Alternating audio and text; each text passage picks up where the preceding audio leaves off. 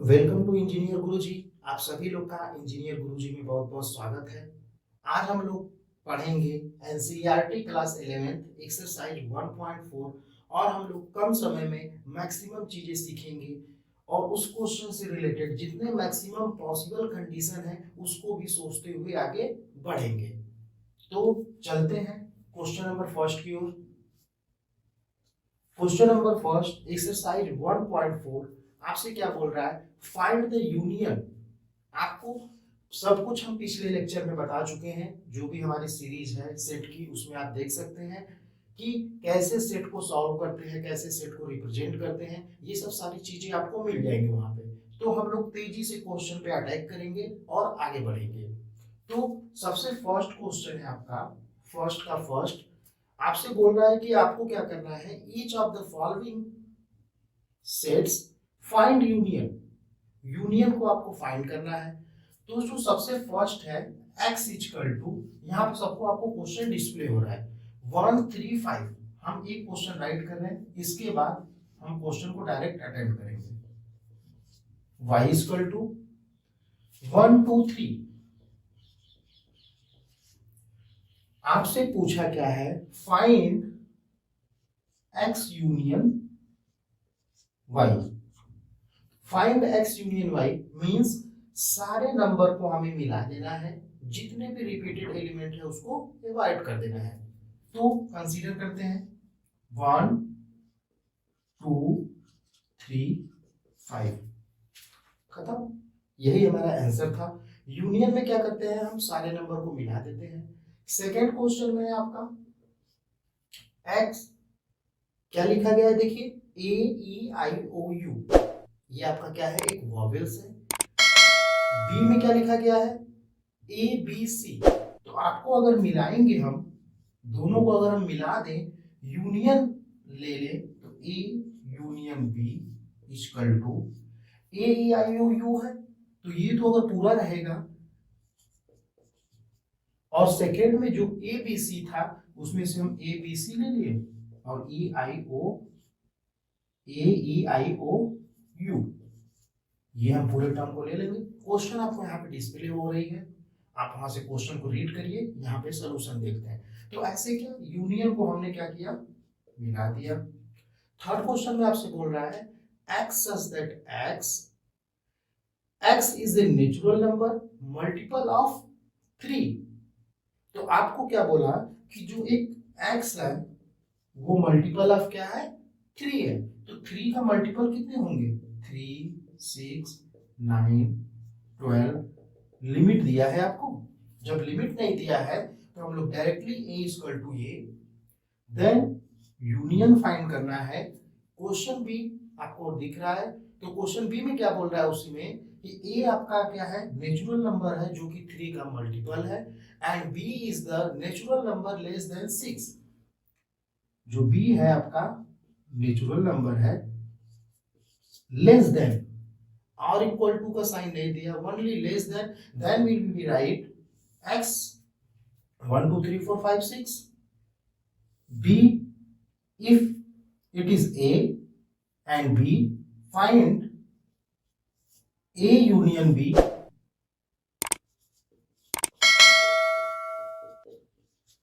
तो a union b क्या हो जाएगा हमारा,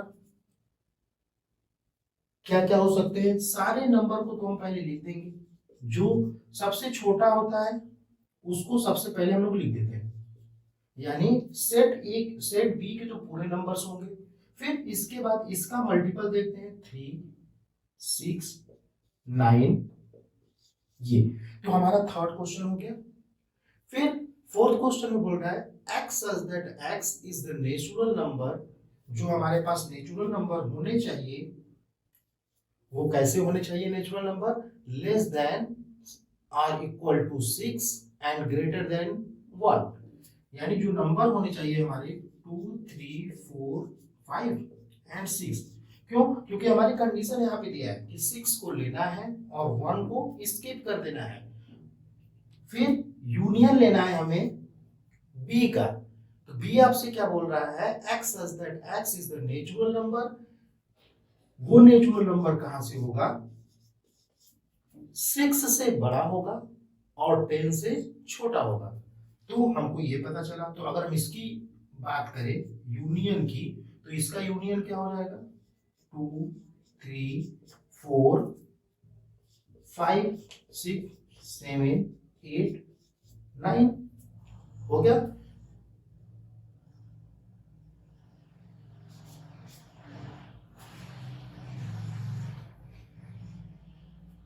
क्वेश्चन नंबर 5 आपको डायरेक्ट बोल दिया कि कोई सेट ए है 1 2 3 और बी है 5 सेट। 5 मतलब empty set. Empty set means उसमें कुछ नहीं है। जब कुछ नहीं है तो यूनियन लेंगे तो डायरेक्टली हम उसी को लिख देंगे। तो जो हमारा लास्ट होगा 1 2 3, जब इसमें कुछ नहीं है, इम्प्टी सेट है, तो इसका मतलब इसका कुछ नहीं होगा। जो आंसर होगा हमारा एज इट इज सभी को मिला के लिखना है। ये इम्प्टी सेट है इसलिए यहाँ पे कुछ नहीं होगा। तो फर्स्ट क्वेश्चन आपका कंप्लीट हो गया। सेकंड क्वेश्चन पे हम लोग पढ़ते हैं। सेकंड क्वेश्चन आपसे क्या बोल रहा है, a equal to A B, b equal to A B C, means a equal to A B, b equal to A B C is, आपको क्या फाइंड करना है, a is subset of b। तो हमने आपको क्या बताया था पिछले लेक्चर में कि a b का सबसेट कब होगा, जब a के सारे एलिमेंट क्या हो, इसमें बिलोंग करें। तो क्या a is the subset of b है। क्यों है, क्योंकि इसके सारे एलिमेंट b में बिलोंग कर रहे हैं और b not equal to a है। अगर b इक्वल टू a हो जाता तो वो इक्वल सेट हो जाता। देन फिर अगर a is the subset of b है तो आपको फाइंड करना है a यूनियन b। तो a यूनियन b सिंपल, सभी को मिला देना है, खत्म हो गया। क्वेश्चन नंबर सेकंड इतना ही था। थर्ड पे आते हैं। थर्ड आपसे बोल रहा है if a and b are the two set such that a is the subset of b, then what is a union b।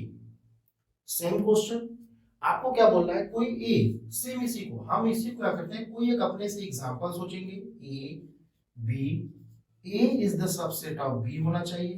तो अगर हम एक एग्जांपल ले ले, अपने से कंसीडर कर ले 1 2 3, बी को कंसीडर कर ले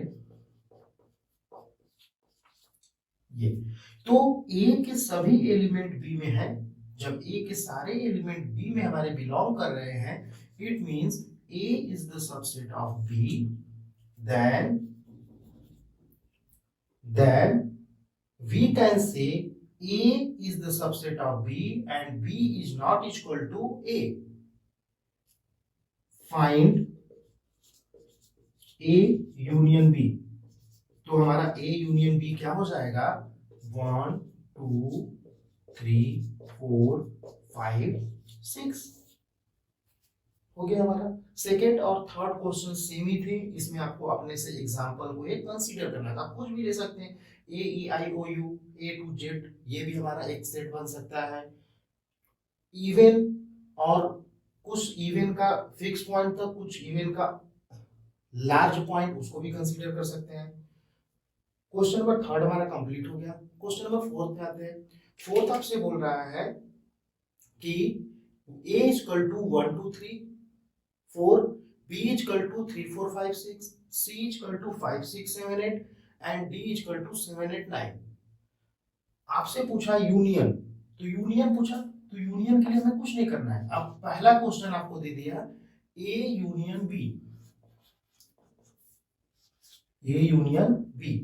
तो A यूनियन B की बात करते हैं, मींस A और B को जब मिलाएंगे आप, तो A में क्या क्या है आपका 1 2 3 4 एंड बी में क्या है 3 4 5 6। तो जब इसको मिलाएंगे तो क्या यही होगा, रिपीटेड एलिमेंट को ऐड कर देंगे, सही है। इसी तरह ए यूनियन सी है, उसको भी हम ए और सी को कंसीडर करेंगे। बी यूनियन सी है, बी यूनियन सी को देख लेंगे। यूनियन तो हमको क्या करना है, जो जो दिया है, ए आपको गिवन है, बी गिवन है, सी बी। अगर आपसे ए यूनियन बी पूछे तो ये देख लेंगे, A union B union C, ये तीनों पूछते अगर, तो हम क्या करेंगे, तीनों को एक साथ मिलाकर लिख देंगे और जो रिपीटेड एलिमेंट होगा उसको अवॉइड करते हुए उस एलिमेंट को सिर्फ एक बार लिख के आगे बढ़ जाएंगे। तो ऐसे यूनियन का सारा क्वेश्चन नंबर 4 में आप कर लेंगे। सिंपल है, बस हमको सारे नंबर को मिला देना है।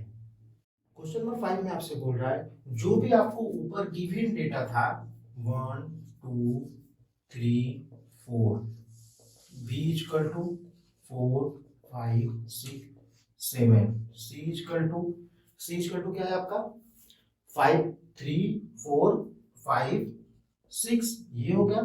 ए है आपका 1 2 3 4, बी है आपका 3 4 5 6, फिर 5 6 7 8, फिर डी कितना है, डी आपका कितना है 7 8 9 10।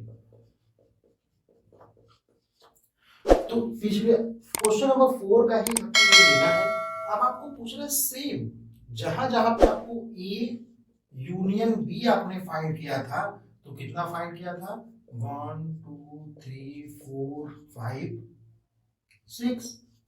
अब आपको बोल रहा है इसी का आप फाइंड करिए A intersection B, A intersection B. तो यहां पे आपको क्या चाहिए, हमको कॉमन टर्म चाहिए, कॉमन टर्म चाहिए। और तो देखिए कॉमन टर्म क्या क्या है 3 4। तो जो हमारा कॉमन टर्म्स होंगे जिसको हम ए यूनियन बी में अवॉइड कर रहे थे वही हमारा यहाँ पे कॉमन टर्म की तरफ रोल करेगा। तो ये आपका कॉमन टर्म्स हो गए। तो आपको हर एक क्वेश्चन में ए यूनियन सी है तो फिर ए इंटरसेक्शन सी आपसे पूछा, ए इंटरसेक्शन सी। तो देखिए ए इंटरसेक्शन सी में क्या क्या है, ए इंटरसेक्शन सी में ए इंटरसेक्शन सी में क्या कोई चीज कॉमन है, ए इंटरसेक्शन सी में क्या कोई चीज कॉमन है, नहीं। तो या इसको ऐसे लिखिए या 5 बना दीजिए। जब कोई कॉमन नहीं है तो ये भी नल सेट है, ये भी नल सेट है, तो आप 5 बनाइए या एम्प्टी सेट को रिप्रेजेंट कर दीजिए। तो क्वेश्चन नंबर 5 में इतना ही था। जितने का हम सभी पिछले क्वेश्चन में यूनियन निकाले थे, इस सारे क्वेश्चन में हमको क्या निकाल देना है, इंटरसेक्शन निकाल देना है।